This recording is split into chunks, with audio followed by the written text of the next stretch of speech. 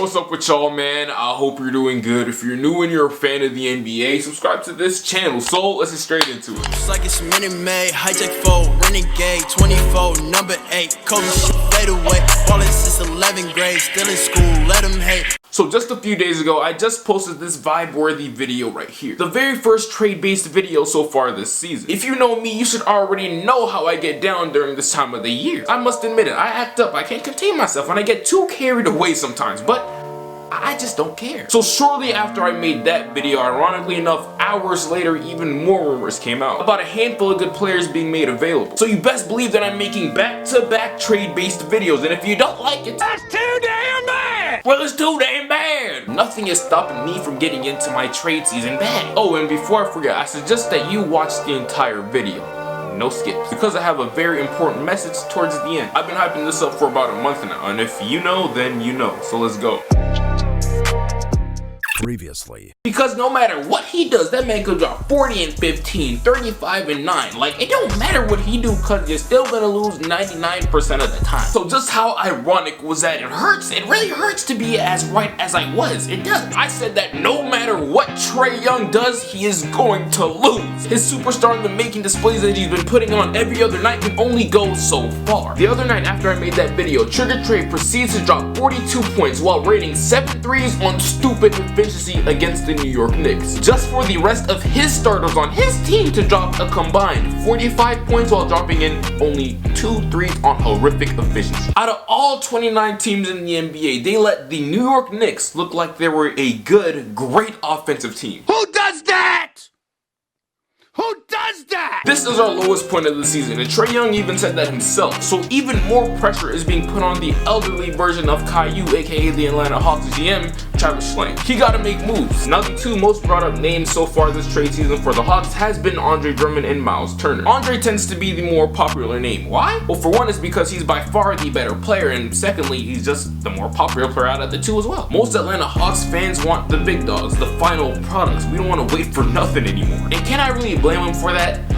No. They have every right to want a player like Andre Drummond, but does that make sense? Hell no. Now he is a great fit for Trae Young personally, but he's not a good mix with our current second star John Collins. Adding Andre to this equation will not bring the most out of Collins. We'll only be able to see Collins in his simplest form next to Andre, and that is not what we want. I'm asking you the questions today. The roles are reversed. What can Andre Drummond do that John Collins severely struggles at? Collins is way more versatile and skilled of a scorer. He may not be as good of a rebounder as Drummond, but that is definitely not a weakness of his. It's actually a strength. The only possible thing that one could argue is his defense, but then again, when in what universe was Andre Drummond ever recognized and praised as a top 10 or an elite defender in the NBA? My point exactly, it was never a thing. These two could play together, but they'd be limiting the Hawks offense, and all the creativity that we had is thrown out the window. And also, ain't this man a free agent at the end of the year? Worst case scenario is that we basically give up assets for the complete free because he might leave during the offseason. Andre Drummond is a great player, and it definitely would be worth the risk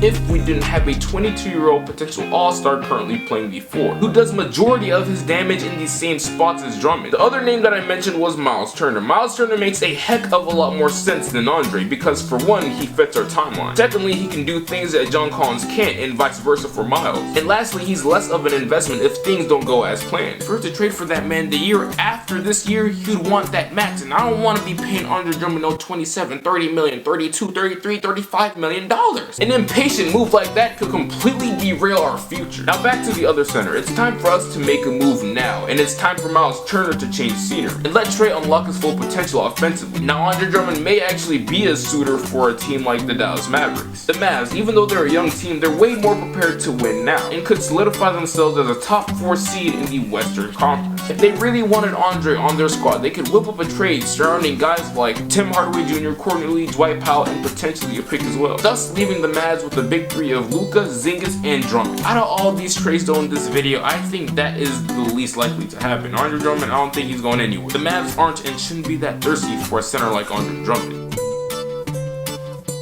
One of the most disappointing players in the NBA that nobody seems to give a single damn about has been Aaron Gordon. There's only a few people like me on this planet who expected a guy like Aaron Gordon to have a breakout season for like the last 3 years. I've been sitting here waiting for it. But it looks like it just isn't destined to happen, at least not in Orlando. Just like Victor Oladipo and Tobias Harris, this man may be the next up to go ahead and be on that what could have been list that Orlando has. Only 2 years ago, this man was an 18 point per game scorer in this league, but that scoring regressed significantly along with the rest of his numbers across the board. As fellow creator Noah Terranova and I were conversating, I thus realized that Aaron Gordon time has come. He's literally been one of the most forgettable young players in this league. And because of all the mid displays that he's been putting on every other night, he's gonna be next up to leave in Orlando and be someone else's priority and potentially glow up there. That's how the story always goes, it seems. Now, a team that I believe Orlando would actually talk to for AG is the Oklahoma City Thunder. As I said in my last video, I said that OKC has one of the hottest trade commodities sitting on their roster. And a guy like Danilo Gallinari is exactly what they need for this pitiful offense. There are currently 28 teams in the NBA that have a better offense than the Orlando Magic. That is far too many for Orlando to reach their goals. A bona fide bucket like Danilo aids that tremendously. And the sweet thing about this transaction is that it's not even that complicated at all. They both make about the same amount of money per year. Worst come to worst, OKC might have to throw away a second rounder to Orlando because that man Danilo Gallinari is a free agent at the end of the year, so that takes down his value just a bit. But hey, that deal would be well worth it for OKC. And this could be another one of those rare win-win situations that we rarely see in trades.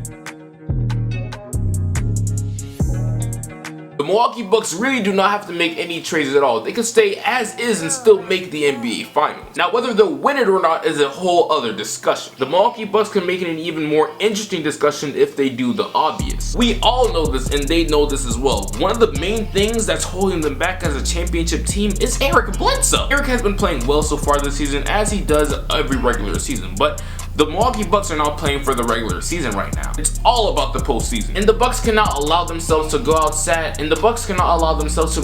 again this year, as Eric Bledsoe as their point guard when Drew Holiday, who's better at almost every single aspect of the game, is out there. The Bucks really effed themselves up last year when they re-signed Bledsoe and decided to cut off Brogdon. But they can attempt to right their wrong by doing this trade right here, by getting a bucket getter in Drew Holiday. Drew Bledsoe makes the team a heck of a lot more versatile and also intimidating as well, because of his defense and his ability to get a bucket in a multitude of ways. Milwaukee should really consider giving up a pick, potentially young player, and Bledsoe to get this done. I just hope that they don't fumble this bag right here. So the last player that I want to discuss is Toronto's Kyle Lowry. Now, Kyle Lowry isn't the most talented in the league, and heck, to be honest, I don't even think he's the most talented point guard on his own team. But his talent isn't why the Raptors love him so much. He's literally the leader, the quarterback of this entire team. I don't know about you guys, man, but without Kyle Lowry a part of that organization, they just don't hit the same. So all these Kyle Lowry up for trade rumors needs to be deaded. That man is not going nowhere, and I'll be shook if he does, because that idea to me is just so deceased. More trade videos will come later on as time goes on. But before I end this Mojo Monday, or wait, it's Friday? Or yeah, Frojo Friday, I of course have to announce something that many of you have been waiting for, the giveaway winner. So the second winner is She Loves Kane on IG, and that's kind of crazy because I thought it was this man's birthday a couple days ago. It really was. So yeah, yes sir, congrats on that. DM me on Instagram as soon as you see this video, and you can get something off of the site for the complete free just because of your support. So that was number 2. Number 1 is Sawyer Webster. Sawyer, congratulations. DM me, bro, and let me know what NBA jersey you have. Anyone, I don't care. You have Zaza Pachulia, any player, I don't care. DM me and let me know what you want.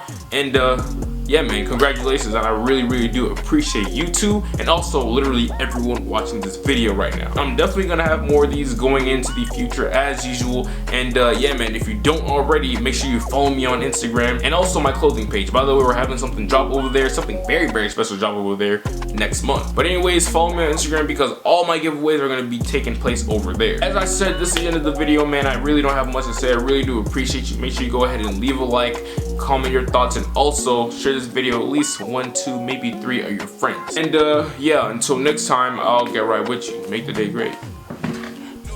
No way, yeah. Remember back when I couldn't get a play, yeah. No home, I ain't had have a place to stay. I got the work, made the surf, free the way. So my girl, who'd ever thought? We're talking about the ugliest NBA players. Yes. And I pointed out Anthony Tolliver's for show top 10 ugliest NBA players. And it's ironic that I just looked up who's starting for the Wizards for small forward, at least their last game. And it ended up being by far, in my opinion, the ugliest NBA player. He has the championship for that shit right now, dog. He's a reigning champion. He's a reigning MVP for that, and it's Isaac Bonga. He's by far the ugliest NBA player in the league. This dude is only 20 years old, and he looks like he's damn near 40, dog. I don't. He's hideous. Oh, I don't. He is hideous. Well, okay. If he's not one, he's top 3. Hey, as someone who looks about 10 years older than he is, all right, he looks older. Hideous. There's no defending that. Look, he looks older than he is.